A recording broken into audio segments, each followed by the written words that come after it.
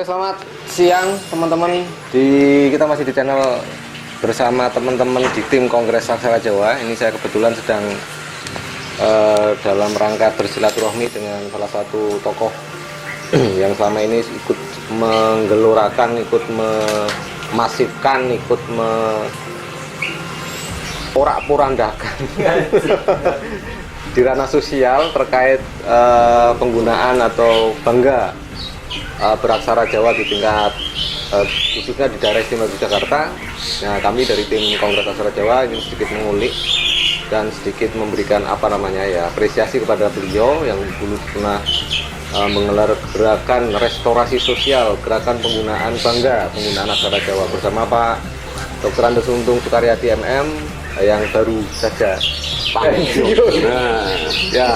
Jadi sebelum kita mengawali pembicaraan, mungkin teman-teman banyak yang belum tahu juga bahwa kami tim Kongres Aksara Jawa 1 Yogyakarta ini sudah melakukan kegiatan sejak awal tahun 2019 kemarin, dan kita sudah pada posisi pertengahan ini kemarin di bulan Maret awal sebelum pandemi mewabah, kita sudah mengadakan yang namanya Pra-Kongres Aksara Jawa. Harapannya tahun ini, bulan Juli ini kita menggelar kongresnya. Namun karena situasi yang tidak memungkinkan, adanya pandemi, ya akhirnya kita sedikit bergeser di tahun 2021 di awal tahun. Jadi sebelumnya Kongres Aksara Jawa ini sebagai salah satu mungkin jawaban dari apa yang terlontar di gerakan Gerbang Raja, bahwa di kita butuh sesuatu yang memang harus kita tata juga. Artinya masyarakat sudah digerakkan, Dinas Kebudayaan melalui tim Kongres Aksara Jawa mengangkat isu itu untuk menjadi sesuatu yang global, sesuatu yang tidak hanya lokal DIY, tapi kita mencoba menasionalkan, menginternasionalkan. Bahkan tim pengelola nama domain Indonesia sedang dalam proses mengajukan aksara Jawa untuk diinskripsi di internet melalui ICANN, dan ini sedang proses. Kalau itu sudah berhasil, maka nanti di gelaran kongres di tahun 2021 kita sudah bisa menikmati hasil dari kerja dunia maya tersebut. Nah, itu Pak Untung. Jadi kami tertarik waktu itu, saya mengamati, teman-teman mengamati, kebetulan juga saya dulu dari guru, Pak. Sekarang dengan teman-teman MGMP ini juga awalnya kaget. Wah, ini ada kegiatan kok malah dinas sosial. Ya, dan kebetulan teman-teman juga banyak yang setengahnya belum paham tuh, Pak. Apa sih motivasi dinas sosial sehingga kok malah meluncurkan gerakan restorasi penggunaan terhadap aksara Jawa. Sementara di teman-teman MGMP sendiri sedang mengalami kebuntuan berpikir bahwa kita selalu mentok ketika mau kemana, selalu mentok ketika mau mengajarkan bahasa Jawa, bersandingan dengan aksara Jawa itu selalu mentok, nggak bisa masif. Nah, dengan adanya semangat gerakan bangga beraksara Jawa Dinas Sosial itu lambat laun ikut terprovokasi gitu, Pak. Jadi mohon Pak Untung dijelaskan dari awal sebenarnya bagaimana sih gerakan ini muncul. Nah, itu di episode pertama sudah saya sampaikan waktu kita rame-rame ngobrol ya di rumah saya, walaupun jalan di tempat yang berbeda. Ini menginspirasi bagaimana membangun suatu harmonisasi itu, salah satunya harus ada suatu kebanggaan bersama. Ya, nek wis kita bangun bangga NKRI, pasti akan harmonis berhidup di NKRI ini. Alat bangga Yogyakarta beserta isinya itu pasti akan harmonis bahwa kita bangga Yogyakarta. Nah, demikian juga kalau kita ini akan harmonis dalam hal kehidupan bermasyarakat, tatanan sosialnya, kita harus bangga dengan kearifan lokal kita. Kearifan lokal kita yang sangat adiluhung, yang sekarang sedikit banyak ditinggalkan, walaupun diajarkan di sekolah, itu adalah aksara Jawa. Ya. Maka itulah tujuan saya. Jadi waktu itu saya juga ini, Mas Jo, saya menekat. Kenapa? Saya melihat suatu tatanan kehidupan, ada kelitih, ada anak berani orang tua, ada orang tua semena-mena dengan anak, antar teman geng tawuran. Ini kenapa sih sebenarnya? Ternyata mereka itu tidak pernah terbangun jati diri, rasa handar binnya terhadap yang sana. Karena salah satu handarbeninya satu budaya yang sama itu salah satunya adalah budaya berpikir berasa yang sidede. Kalau semua itu punya sidede nggak akan ada tawuran. Semua sidede nggak ada orang tua itu semena-mena dengan anak. Kalau semua sidede nggak ada anak itu berani dengan orang tua. Karena mereka tahu tanggung jawabnya dan tahu posisinya. Itu adalah ranah sosial untuk menggerakkan, membangun. Aku tak kayak gebrakan, tak kayak wong bangun dari tidur. Satu, yang kedua itu memberikan suatu arah bagi orang yang bingung menuju jalan buntu. Setelah bangun tidur, setelah tahu jalannya, dia nanti akan bergerak. Ternyata dengan gerakan ini saya melihat, wow, ternyata antusiasmenya luar biasa. Mereka itu rata-rata juga akan kemana. Nah itulah, maka saya apresiasi setinggi-tingginya gagasan kami direspon dengan adanya kongres Aksara Jawa ya. Aksara Nasional itu mudah-mudahan membangun suatu image bahwa aksara Jawa itu ada aksara yang adilung dan fleksibel. Wis ana bener ya, nek duwe ora di rumah wong bengok-bengok. Nah, saya iki bener ah. Duwe barang ora tau di rumah bledake mbasa di rumah daku wong akeh bengok. Ya jangan seperti itulah. Sadurunge dipengini wong, nek orang lain tuh pengen monggo niru ning ku tekku. Itu loh sing mesti kita gunakan bersama. Apa yang kita menjadi branding kita. Lah jakoni apa tidak kita tuh bisa punya ilmu kagetan kok. Loh, urung tekan kono to. Loh, digawe kono to. Padahal dhewe ayo bunga. Itu telak. Oke, Pak. Jadi gini, Pak. Pak Utung, menarik sekali nih teman-teman. Jadi pertanyaan dari saya pribadi, Pak. Artinya dari perspektif sosial.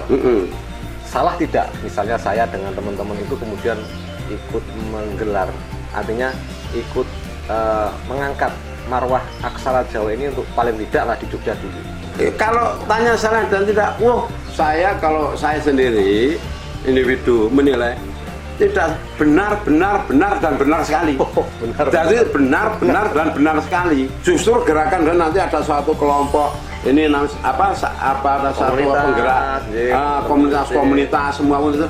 Wong sisi bagi podo mengefektif karena daya jangkaunya itu jauh. Yo nggak kelompok, yo kan sing dirembuk yo podo nanti menjadi besar. Akhirnya kan semua membumi. Nggak apa-apa, Mas Jo. Ini masih muda, jangkanya masih panjang.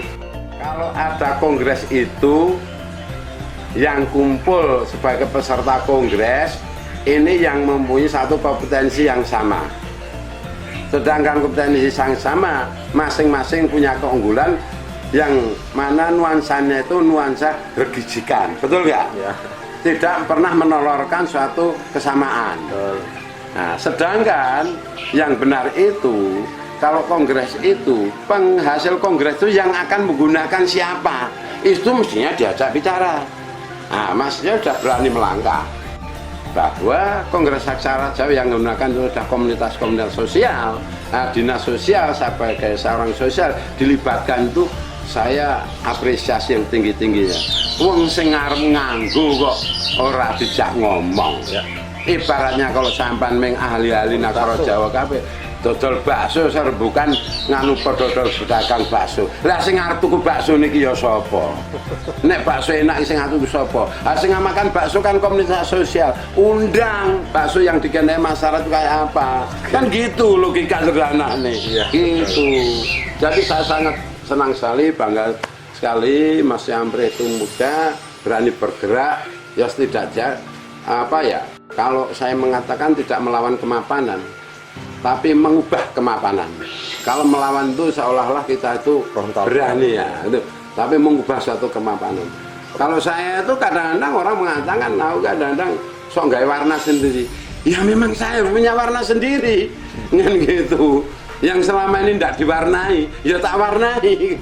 Semua apa di dinas sosial tak warnai dengan satu gagasan-gagasan yang tetap pada jalur regulatif, tapi teknis dan improvisasinya itu berdasarkan suatu kompetensi dan kearifan yang ada di Yogyakarta, kan gitu. Oke, betul. Jadi begini apa yang tadi saya Pak, untung memang menarik sih. Kalau selama ini kita kalau menggelar acara kongres atau apapun memang kadang yang dihadirkan hanya orang-orang yang memang satu ranah berpikir, sehingga kita malah kadang kongres itu menjadi rame hanya debat yang bahkan ketika kita tanding atau kita taruhkan ke masyarakat awam, masyarakat umum di ranah sosial malah aku di sana udah butuh kuwi kok. Nah, iya toh. Yang kami ingin sebenarnya ini, ingin sebenarnya ini lah itu maka dijawab orang sosial. Makanya kita juga dalam ranah dari FGD kemudian dari prakongres kemarin memang mungkin banyak teman-teman yang tidak tahu proses kenapa kok tidak diberitakan secara masif segala macam. Sebenarnya kita sudah masif.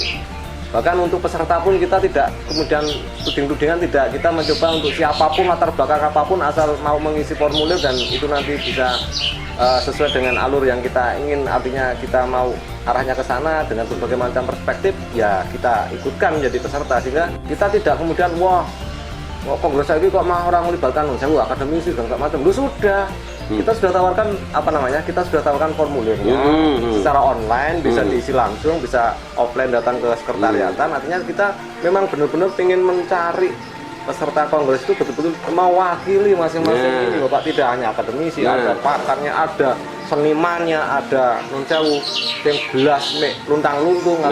Dan gini Mas, saya kata dulu ya. Tadi kan supaya saya nggak lupa, tadi ada yang mengatakan wah aku orang dudang, wah itu sampaikan aja, sekarang bukan sudah saatnya ada suatu kemanjaan posisi, kemanjaan kompetensi, itu aja loh. Kalau udah kemanjaan posisi, manja banget, mentang-mentang ditele 4 meter jur kudu disewani kudu jarun bukan, hasilnya rung karuan loh. Lu saya ngomong anak aku kan ra depan apa nek pensiun. Lu tenan kan, coba karena kemanjaan terbebani sini. Ya memang salah satu saya orang nyonggong tadi enteng. Itu. Ini kayak gini, Mak. Orang seperti saya kok bisa ikut terlibat, artinya mungkin kalau hanya ngegung kita di jabatan dan segala macam mungkin nggak masuk kriteria untuk ditarik menjadi peserta. Padahal yang terjun masalah malah mereka. Ya. Maka gitu tuh janganlah orang tuh manja-manja karena posisinya. Ya sekarang bukan eranya lagi. Kan gitu. Era kita itu era keterbukaan. Ya kita kalau punya sudah satu alat komunikasi yang mudah, kenapa harus dipersulit? Kan gitu. Sekecil-kecilnya proses itu wis ketok wong iki gelem sak sithik edeng apa ora. Ini gitu. Apa itu jangan sampai ada kemanjaan. Istilahku lho, iki kemanjaan posisi. Istilahnya Pak Untung, kemanjaan posisi. Lu ini bener ya, aku nek ngomongi waton ngomong bae sih. Kan iki. Nah aku ora kok wong aku kulino garwi gepeng jawar gepeng ora apa-apa. Dan yang menjadi kami di di tim kongres itu kemudian merasa sangat menambah rasa percaya diri, juga merambah bahwa apa yang kita coba lakukan itu betul-betul terapresiasi, bahkan sampai nuncawu yang di luar ekspektasi kita, di luar perkiraan kita itu malah dari respon dari kalangan dunia maya, Pak. Bahkan sampai kemarin ngobrolan dengan teman-teman Pandi di Jakarta, mereka juga dilalah kok connect, artinya ini loh yang kami sedang cari untuk kolaborasi, bahwa aksara ini harus diglobalkan, harus dikenalkan di dunia luar, salah satunya melalui dunia internet, karena masyarakat sekarang kan melek sudah melihat layar HP, melek sudah melihat layar HP, bahkan mau tidur pun yang dilihat layar HP lah. Itu ternyata direspon dunia maya yang bukan dunia nyata yang seperti sekarang kita bicarakan pun ternyata merespon dengan luar biasa.